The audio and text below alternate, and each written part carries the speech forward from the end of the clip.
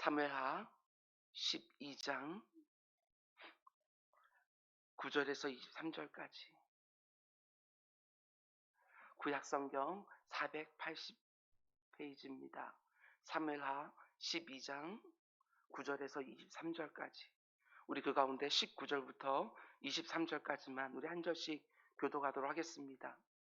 다윗이 그의 신하들이 서로 수군거리는 것을 보고 그 아이가 죽은 줄을 다윗이 깨닫고 그의 신하들에게 묻되 아이가 죽었느냐 하니 대답하되 죽었나이다 하는지라.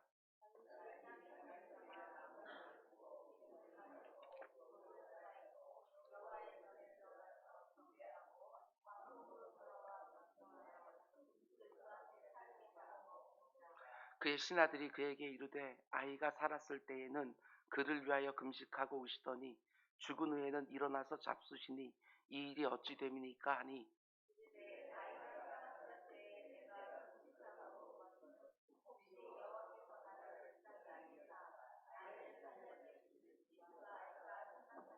우리 함께 지금은 죽었으니 내가 어찌 금식하랴 내가 다시 돌아오게 할 수 있느냐 나는 그에게로 가려니와 그는 내게로 돌아오지 아니하리라 하니라. 아멘. 아멘. 우리 잠시 기도하겠습니다. 사랑의 주님, 우리에게 긴 연휴를 허락하여 주셔서 몸도 마음도 쉴 수 있는 시간 주시니 주여 진정으로 감사를 드립니다. 그리고 오늘부터 또 새로운 일상이 시작이 되어집니다. 아버지 하나님, 힘겹고 버거운 마음으로 하루를 시작하지 않게 하여 주시고 아버지 하나님께서 또 때를 따라 돕는 은혜로 아버지 하나님 일터에서도 하나님께서 은혜 베풀어 주신 줄 믿고 새로운 마음으로 하루를 시작하는 우리 모두가 될 수 있도록 주님 인도하여 주시옵소서.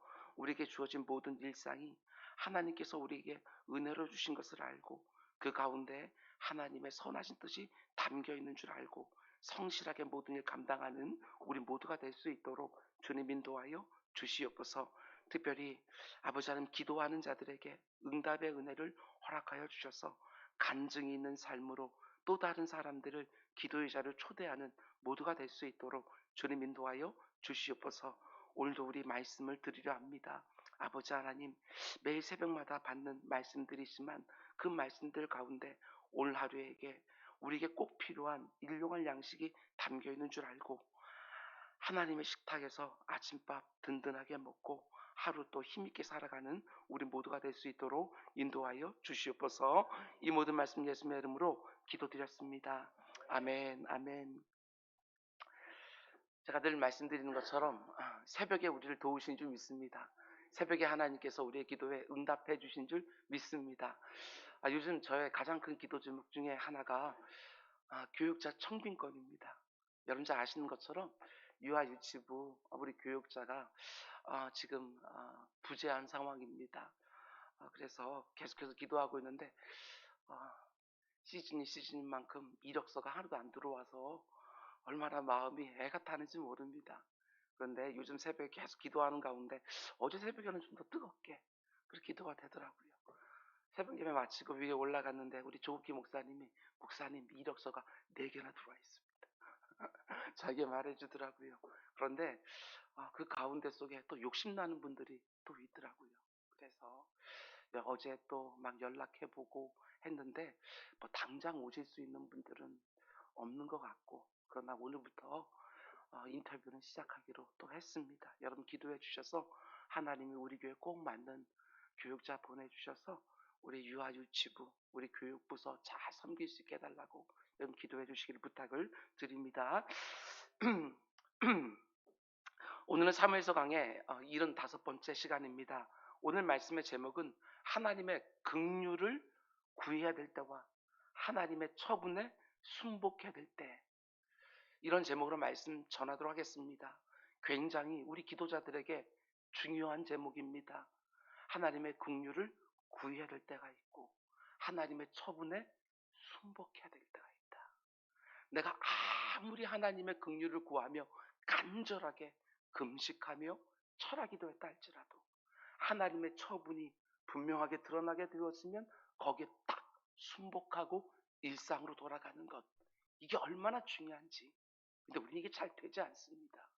내가 간절히 기도한 만큼 내가 기도한 대로 응답이 되지 않으면 우리는 이내 낙심해 버리지요.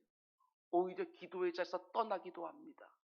그런데 하나님께 간절히 구할 때가 있고 하나님의 처분에 딱 순복하여 그 가운데 속에 내가 원했던 거든지 원하지 않았던 것이든지 그대로 중심으로 받아들이고 일상으로 돌아가서 하나님이 맡기신 일들을 또 열심히 감당하는 거, 이게 얼마나 중요한지 모릅니다. 오늘 말씀 잘 들으시고 하나님께 간절히 구해야 될 때와 하나님의 처분에 순복해야 될 때를 온전히 분별하고 그 가운데 속에 하나님이 원하시는 모습을 늘 보이는 기도자들 다 될 수 있기를 주님의 이름으로 축원을 드립니다. 다윗이 하나님 앞에서 지은 죄는 1차적으로 간음죄입니다. 이미 여러 명의 아내들이 있었는데도 다른 사람의 아내를 취했던 간음죄. 그런데 그 간음죄를 감추기 위해서 밧세바의 남편 우리아를 죽입니다. 간음죄에 살인죄까지 더한 것이지요. 근데 여러분, 이 부분 참 놀랍습니다. 하나님이 나단 선지자를 보내서 다윗을 꾸짖으시는데 간음죄와 살인죄는 언급도 안 하신다. 간음죄나 살인죄도 아주 명백한 중죄이지만 하나님은 그 죄들의 기저에 뭐가 있는지 그 본질을 지적하신 것이지요. 네가 나의 말을 업신여겼다. 네가 나를 업신여겼다. 하나님이 다윗이 간음하는 모습도 그녀의 남편을 암몬 사람의 손을 빌어서 죽이는 모습도 다 보셨지만 그 간음과 그 살인 이면에 있는 하나님의 신격에 대한 공격, 하나님의 하나님 되심, 하나님의 주인 되심에 대한 도전, 그걸 딱 집어서 꾸짖으시는 거예요. 구절을 보면 어찌하여 네가 나의 말을 업신여겼느냐, 10절을 보면 어찌하여 네가 나를 업신여겼느냐. 그렇습니다. 우리가 짓는 모든 죄는 1차적으로 하나님을 향하고 있다, 이렇게 보면 틀림없습니다. 겉으로 보기에는 사람을 향해서 짓는 죄처럼 보이고 공동체를 향해서 짓는 죄처럼 보여도 그 모든 죄의 핵심에는 이런 것들은 하고 저런 것들은 하지 말라는 하나님의 말씀을 가볍게 여긴 것이고 그 말씀들을 주신 하나님을 업신여기는 모습이 들어있는 거예요. 단지 간음죄, 살인죄가 아닙니다. 하나님의 말씀을 가볍게 여긴 죄, 아니 그 말씀을 주신 하나님을 업신여긴 중죄가 거기 들어있는 것이지요. 결코 가벼운 죄가 아닙니다. 하나님께 도전한 거예요.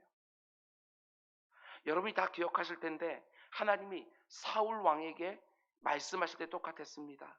네가 나의 말을 버렸으므로 나도 너를 버리노라. 사울이 모든 것을 진멸하라는 하나님의 말씀을 가볍게 여기고 자기 눈에 좋은 것을 다 남겼습니다. 단지 탐욕의 문제가 아닙니다. 그 말씀을 주신 하나님을 업신여긴 것이지요. 그리고 하나님은 사무엘 선지자를 통해서 분명히 말씀하신 거예요. 왕이 하나님의 말씀을 버렸으므로 하나님도 왕을 버려 더 이상 왕이 되지 못하게 하시리라. 그러면 이런 질문이 생기지 않습니까? 사울과 다윗 둘 다 하나님의 말씀을 가볍게 여기고 하나님을 업신여긴 중죄를 똑같이 지었습니다. 아니 어떤 면에서 다윗이 사울보다 훨씬 더 악한 죄를 지은 것처럼 보입니다. 그런데 사울을 버리신 하나님이 다윗은 안 버리셨습니다. 왜 그랬을까? 사울에게서는 왕권을 빼앗아 다윗에게 주셨지만 다윗에게는 왕권을 빼앗지 않으셨습니다. 하나님을 업신여겼다는 죄의 본질은 똑같은데 그 죄의 결과는 완전히 다른 거예요. 하나님 왜 이렇게 하시지요? 하나님의 판단을 우리가 다 헤아릴 수 없지만 이것 때문이 아닐까 생각이 들었습니다. 우리가 이미 사무엘하 7장에서 본 것처럼 하나님이 다윗과 맺어주신 언약 때문이 아닐까. 하나님이 영원한 왕권을 다윗에게 약속하셨기 때문에, 그리고 하나님은 자신의 언약에 너무나 신실하신 분이기 때문에 다윗에게는 왕권을 거두지 않으신 것이 아닐까. 물론 우리는 하나님이 왜 사울에게서 왕권을 빼앗으시고 다윗에게서는 왕권을 빼앗지 않으셨는지 정확히 알 수가 없습니다. 로마서의 토기장의 비유처럼 똑같은 흙을 가지고 어떤 것은 귀 쓰일 그릇으로 어떤 것은 천이 쓰일 그릇으로 만드는지 그분의 주권에 속한 영역을 우리 방식으로 다 헤아릴 수가 없는 것이지요. 그런 면에서 하나님이 사울에게서는 왕권을 빼앗으시고 다윗에게서는 그렇게 안 하신 것을 보면서 하나님이 왜 그렇게 하셨을까, 이걸 생각하는 것은 우리의 도리에 맞지가 않습니다. 대신에 하나님이 이 모습을 통해서 우리에게 어떤 말씀을 주실까 하고 내 자신을 돌아보는 기회로 삼는 것이 지혜로운 것이지요. 사울과 다윗이 지은 죄의 본질은 똑같았지만 그 죄의 결과가 달랐던 너무나 중요한 차이 하나는 우리가 볼 수 있습니다. 13절 말씀해 보십시오. 다윗이 나단에게 이르되 내가 여호와께 죄를 범하였노라 하매 나단이 다윗에게 말하되 여호와께서 당신의 죄를 사하셨으니 당신이 죽지 아니하려니와. 사울과 다윗에게 어떤 차이가 있습니까? 크게 두 가지 차이가 있는데, 첫 번째는 죄를 지적받았을 때 사울과 다윗이 완전히 다른 반응을 보인다는 것입니다. 사울은 사무엘을 통해서 자신의 죄가 다 드러났음에도 불구하고 끝까지 핑계하고 합리화합니다. 나는 하나님 말씀에 순종하려고 했는데 저 백성들이 좋은 것을 다 남겼습니다. 그런데 다윗은요, 나단 선지자를 통해서 자기 죄가 다 드러났을 때 어떻게 합니까? 내가 여호와께 죄를 범하였나이다 하고 곧바로 인정하고 시인하고 토설하는 거예요. 똑같이 하나님의 말씀을 업신여겼는데 사울은 백성들을 탓하고 다윗은 자기 죄를 인정하고, 분명히 다릅니다. 완전히 다르지요. 이들의 다른 모습을 보고 하나님도 다르게 판단하신 거 아닐까? 그런가 하면 사울과 다윗의 두 번째 차이는, 사울은 밝히 드러난 자신의 죄를 끝까지 감추려고 했습니다. 하나님이 자신을 버리셨다는 너무나 엄청난 말씀을 들었으면서도 회개할 생각은 하지 아니하고, 사무엘이여 백성들이 눈치 못 채게 내가 백성들 앞에 나갈 때 내 옆에 서 주십시오. 자신의 죄를 사람들 앞에서 감추기에 급급한 거예요. 물론 다윗은 더 심각했습니다. 자신의 간음으로 밧세바가 임신을 했을 때 그 죄를 감추려고 남편 우리아를 죽이기까지 했습니다. 그런데 죄가 밝히 드러나니까 신하들이 다 지켜보는 가운데 내가 하나님 앞에 죄를 지었습니다 하고 그 죄를 온전히 인정한 것이지요. 여러분, 저는 목회자로서 한 번씩 여러분의 죄와 허물을 정확하게 말해야 될 때가 있습니다.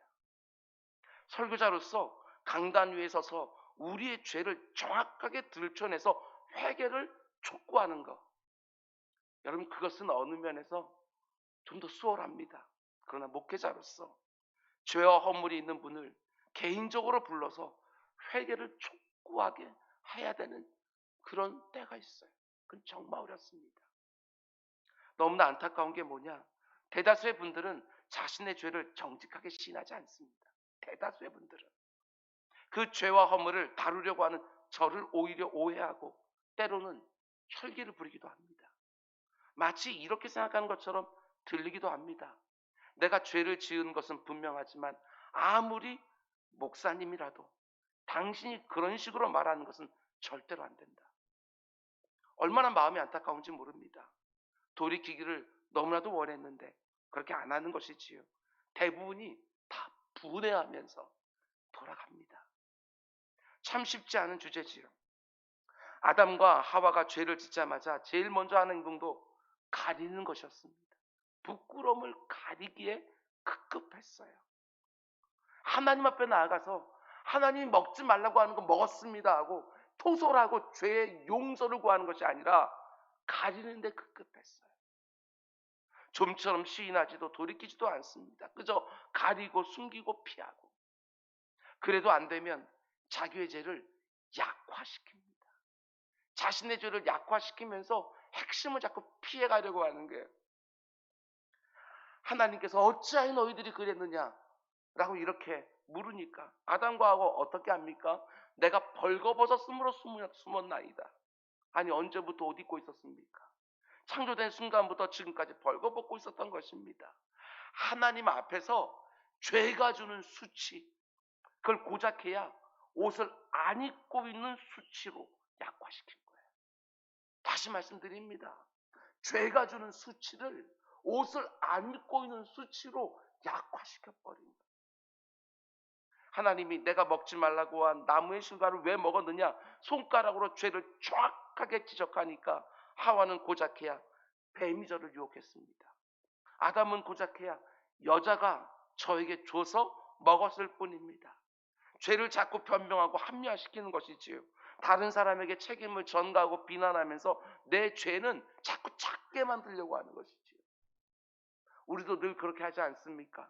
나는 안 그려고 했는데 저 사람이 먼저 나에게 이렇게 저렇게 했다고. 그걸 내가 어떻게 참냐고. 아니, 그런다고 해서 내 허물은 감춰지는 것입니까? 여러분, 죄를 다루는 유일한 방법은 다른 게 아닙니다. 다윗이 보여주는 것처럼 내가 죄를 범하였나이다. 내가 바로 그 악한 자니이다 하고 인정하고 토설하는 것부터 죄사함의 은총이 시작되어지는 것이지요. 사울과 다윗의 차이 잘 기억해 두셔야 합니다. 여러분이나 저나 정말 수없이 많은 죄를 지으며 살아가는데 알고 지은 죄, 모르고 지은 죄, 하나님이 말씀으로 딱딱 짚어주실 때에 온전히 시인하고 토설하면서 죄사함의 은총 꼭 누리시기를 주님의 이름으로 축원을 드립니다. 그런가 하면 또 한 가지, 오늘 본문을 보면 다윗과 그 주변에 있는 신하들의 차이도요 확연하게 드러납니다. 사실 이 부분이 해석하기가 쉽지는 않습니다. 다윗이 자신의 죄를 인정하고 토설했는데 그럼에도 불구하고 하나님이 어떻게 하시지요? 다시 묻습니다. 다윗이 자신의 죄를 인정하고 토설했는데 그럼에도 불구하고 하나님이 어떻게 하십니까? 밧세바와 간음을 통해서 낳은 아기를 찢어서 죽게 하시는 거예요. 이걸 어떻게 봐야 되는가? 다윗이 자신의 죄를 온전히 시인하면서 내가 하나님 앞에서 죄를 지었습니다 하고 토설할 때 나단 선지자 곧바로 사죄 선언을 해줬습니다. 13절 말씀 보면 다윗이 나단에게 이르되 내가 여호와께 죄를 범하였노라 하매 나단이 다윗에게 말하되 여호와께서도 당신의 죄를 사하셨나니 당신이 죽지 아니하려니와 이렇게 말하는 거예요. 분명히 다윗의 죄를 하나님이 사해 주셨다고 선언했는데 하나님이 그 아이를 치셔서 죽게 하시는 거예요. 이걸 어떻게 봐야 되냐는 거예요. 그럼 어떻게 생각하세요? 어떤 학자들은 아기가 죽은 이유를 놓고 이렇게 해석하기도 합니다. 다윗이 죄를 용서받기는 했지만 그 죄에 대한 대가는 반드시 치러야 되기 때문에 아기를 죽이셨다. 이런 설교 여러분 많이 들어보셨을 거예요. 충분히 납득이 될 만한 해석이지만 저는 절대로 동의할 수가 없습니다. 하나님이 아기를 치셨다고 본문이 말하고 있기 때문에 하나님이 그렇게 하신 것은 분명하겠지만 죄는 용서받아도 벌은 받아야 된다? 저는 그렇게 보진 않습니다. 하나님이 죄는 용서해 주셔도 벌은 받게 하신다? 저는 그렇게 생각할 수가 없어요. 하나님이 왜 그 아기를 죽이셨는지 우리가 다 해석할 수는 없지만 죄는 용서되지만 벌은 용서되지 않는다. 저는 거기에 동의할 수가 없습니다. 죄만 용서해 주는 것이 아니라 벌까지 용서해 주셔야 그게 완벽한 죄 용서가 되어집니다. 예수 그리스도의 십자가의 대속의 은혜는 우리가 정말 죄를 용서받는 것뿐만 아니라 우리가 받아야 될 벌까지 예수의 십자가 위에서 다 해결되었다고 우리는 믿고 신앙생활 하는 것이지요. 여러분과 제가 다 이해할 수 없는 하나님의 선하신 뜻이 그 안에 분명히 담겨 있을 것이다. 딱 거기까지만 우리는 보는 거예요. 여러분, 다윗과 그 주변에 있는 신하들의 결정적인 차이가 무엇입니까? 아기가 병들어 죽게 되었을 때 다윗은 금식합니다. 먹지도 않고 잠도 안 자요. 밤이 새도록 하나님께 매달려요. 그러나 참 안타깝게도 다윗의 그 간절한 기도에도 불구하고 하나님이 그 아기의 생명을 가져가십니다. 그래서 신하들이 다 염려하면서 왕에게 이 말을 어떻게 할까? 아기가 살아있을 때에도 왕이 먹지도 않고 자지도 않고 저렇게 간절히 기도했는데 아기가 죽었다고 하면 얼마나 왕이 낙심할까? 말을 못하고 있는 거예요. 그런데 신하들이 뒤에서 웅성웅성하는 것을 보면서 다윗이 눈치를 챕니다. 그리고 묻지요. 아기가 죽었느냐? 신하들이 두려워하면서 아기가 죽었다고 말하니까 다윗이 어떻게 합니까? 곧바로 옷을 입고 상을 차려서 음식을 먹습니다. 잘 이해가 되지 않는 행동이에요. 아기가 살아있을 때에도 금식하면서 잠도 안 자면서 기도하다가 아기가 죽었을 때 툴툴 털고 일어나서 음식을 먹는 다윗의 모습이 신하들에게 이해가 안 되는 거예요. 여러분, 그러나 바로 이 모습에서 다윗의 믿음이 얼마나 귀한지가 정확하게 보여집니다. 자기의 아기가 태어나자마자 죽어버린 모습을 보면서 다윗이 하나님 앞에서 얼마든지 따질 수 있지 않습니까? 하나님, 내가 죄를 지었는데 왜 저 아기의 생명을 취하십니까? 하고 하나님께 얼마든지 따질 수 있잖아요. 그런데 곧바로 옷을 입고 음식을 먹고 일상으로 돌아갔던 이유가 도대체 뭘까? 아기가 죽은 다음에 다윗이 뭐라고 말했는지 직접 한번 보십시오. 22절과 23절. 이르되 아기가 살았을 때에 내가 금식하고 운 것은 혹시 여호와께서 나를 불쌍히 여기사 아이를 살려주실지 누가 할까 생각함 이거니와 지금은 죽었으니 내가 어찌 금식하랴. 내가 다시 돌아오게 할 수 있느냐. 나는 그에게로 가려니와 그는 내게로 돌아오지 아니하리라 하니라. 우리가 보진 않았지만 나단 선지자가 이미 분명하게 말했습니다. 아기가 죽을 것입니다. 반드시 죽을 것입니다. 죽는다는 말에 반드시라는 말까지 붙여서 이미 말하는 거예요. 그런데도 다윗이 믿고 의지하는 것이 무엇입니까? 선지자가 하나님의 말을 대언했기 때문에 분명히 아기는 죽을 거예요. 그럼에도 불구하고 다윗은 하나님께 매달려요. 살려달라고 금식하고 철회하면서 기도해요. 하나님의 뜻이 밝게 드러났음에도 불구하고 다윗이 그렇게 기도했던 그 근거가 뭐냐? 하나님은 자비와 긍휼이 무궁하시고 나 같은 죄인의 기도도 들으시는 줄 내가 압니다. 그 믿음을 가지고 금식하며 기도하고 밤을 새면서 하나님께 매달린 거예요. 그렇지만 아기가 죽고 나니까 마음을 다해 받아들이고 순복합니다. 이 모습이 너무너무 귀한 거예요. 이 모습을 오늘 기도자들에게 보여주고 싶으신 거예요. 더 이상 인생이 할 수 없는 일이 딱 주어졌을 때에 하나님의 처분으로 온전히 받아들이고 있는 것이지요. 그리고 하나님이 나에게 맡기신 일을 또 성실하게 감당하기 시작하는 거예요. 하나님께 간절히 내가 원하는 것을 놓고 기도하지만 금식기도 철야기도 다 하지만 하나님의 처분이 딱 드러나는 순간 그분의 판단과 결정으로 온전히 인정하는 거예요. 왜 그렇게 하셨는지 도무지 이해는 안 되지만 하나님의 판단과 결정이 분명히 드러났을 때 하나님의 그 처분에 온전히 순복하는 것. 물론 우리가 지금 다윗과 같은 상황에 처하면 이런 모습 보이기가 너무너무 어려울 거예요. 그러나 이게 진짜 하나님의 판단과 결정을 신뢰하는 모습이 아닐까. 하나님이 자신의 뜻을 선지자를 통해서 밝히 보여주었을지라도 아기가 아직 살아있을 때에는 아무리 병들어 거반 죽게 되었을지라도 혹시나 하나님께서 내가 울고 금식하며 매달릴 때 자비와 긍휼을 드러내셔서 살려주실까 하고 포기하지 않고 전심을 다해서 기도하지만 하나님이 데려가시면 그 처분에 마음을 딱 기울여서 굴복하고 복종하고 툴툴 털고 일어나 하나님이 내게 맡겨주신 일을 감당하는 다윗의 이 믿음 한번 보라는 거예요. 내가 아무리 금식 기도하고 철야 기도하면서 하나님의 은혜와 자비를 구했다 할지라도 하나님의 처분이 분명하게 드러나면 거기에 순복하는 모습, 이걸 원하는 거예요.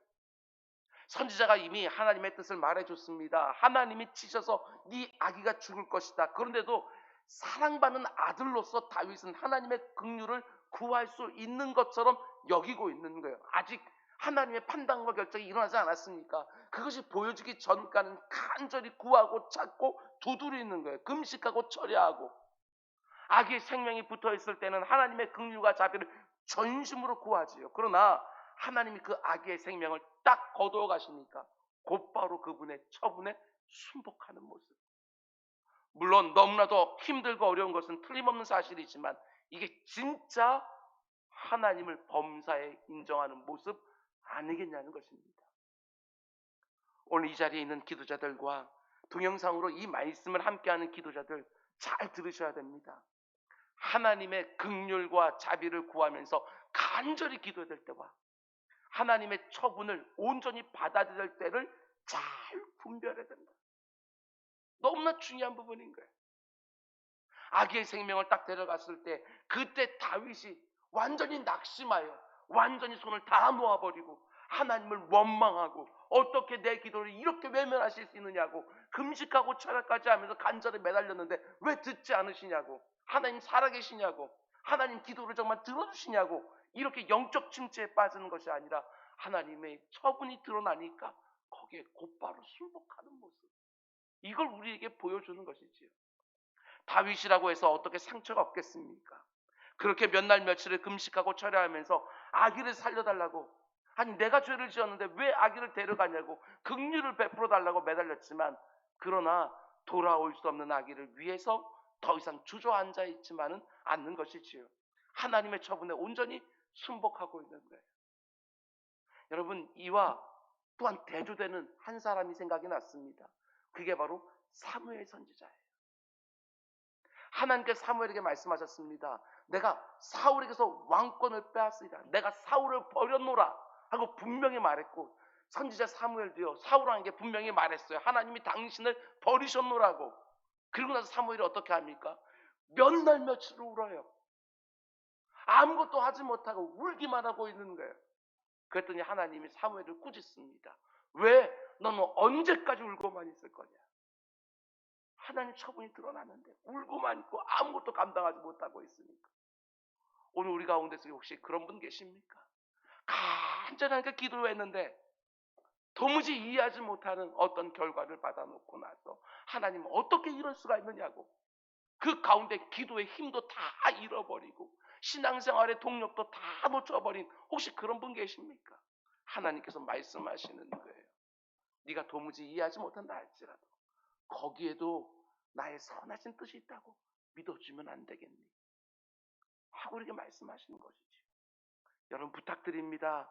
내 감정에 끌려다니지 마시기를 바랍니다. 오늘을 살아가는 거의 대부분의 사람들이 너무 주관적으로 살아가지요. 자기 감정이 최고인 거예요. 내가 그렇게 느꼈다, 내가 그렇게 생각한다, 그러면 천하 없어도 못 이겨요. 아닙니다. 우리는 그렇게 사는 사람들이 아니지요. 내 감정이 아무리 힘들어도 하나님의 처분이 딱 내려지면 전심으로 그분의 결정을 받아들이고 순복하는 거예요. 내 감정을 분명히 드러난 하나님의 뜻 앞에 굴복시키면서 이 땅을 사는 사람들이 바로 여러분과 저인 거예요. 꼭 그렇게 해주시기 바랍니다. 꼭 그렇게.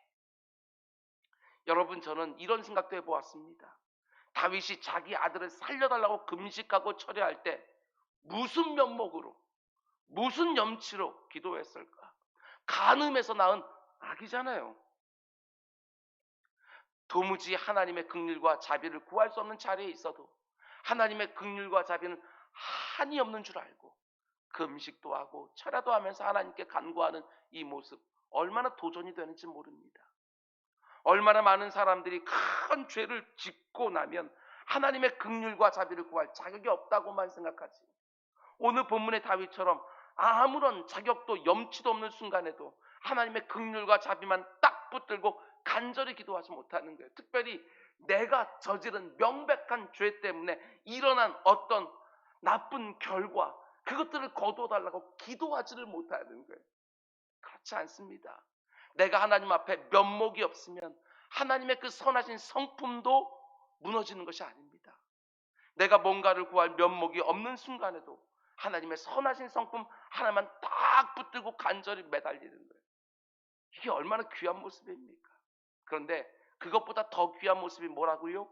내가 그렇게 하나님의 선하신 성품에 의지하면서 금식하고 철야하며 간절히 매달렸다 할지라도 하나님이 내 바람과 소원과 전혀 다른 처분을 하셨더라도, 아무리 이해가 안 되는 처분을 하셨다고 해도 그걸 내 사랑하는 주님의 또 다른 선하신 처분으로 받아내는 믿음, 그게 하나님은 정말 신뢰하는 믿음이지요. 여러분, 내 감정에 절대로 지지 마시기 바랍니다. 하나님의 선하신 성품에 대한 의구심 혹은 자기 연민, 영적 침체, 그런 것들에 절대로 지지 마시기 바랍니다. 하나님의 선하신 성품을 끝까지 붙들고 믿음으로 이기는 거예요. 오늘 이 새벽에 내가 어떤 형편에 있다 할지라도, 아무리 면목 없고 아무리 염치 없이 살고 있다 할지라도, 혹시 여호와께서 나를 불쌍히 여기사 아기를 살려주실지 누가 할까 하고 하나님의 긍휼과 자비만 딱 붙들고 간절히 하나님께 간구하고, 하나님이 어떤 처분을 내리시더라도 나는 도저히 이해가 안 되지만 이것도 하나님의 선한 뜻인 줄 내가 믿습니다 하고 일어나서 먹고 마시고 하나님이 내게 맡기신 자리에서 맡겨진 일상을 충성스럽게 살아가는 진짜 믿음의 사람, 우리 모두가 다 될 수 있기를 주님의 이름으로 축원드립니다. 우리 기도하겠습니다. 사랑이 많으신 아버지 하나님, 우리가 어떤 일이 발생했을 때에 간절히 하나님의 긍휼을 구하는 모습은 잘 하지만 하나님의 처분이 딱 내려졌을 때 거기에 순복하는 것은 잘 못합니다. 내 주 아버지 하나님, 내 모든 감정까지도 하나님의 처분 밑에 굴복시킬 수 있는 그 믿음까지 허락하여 주시옵소서. 이 모든 말씀 예수님의 이름으로 기도드렸습니다. 아멘.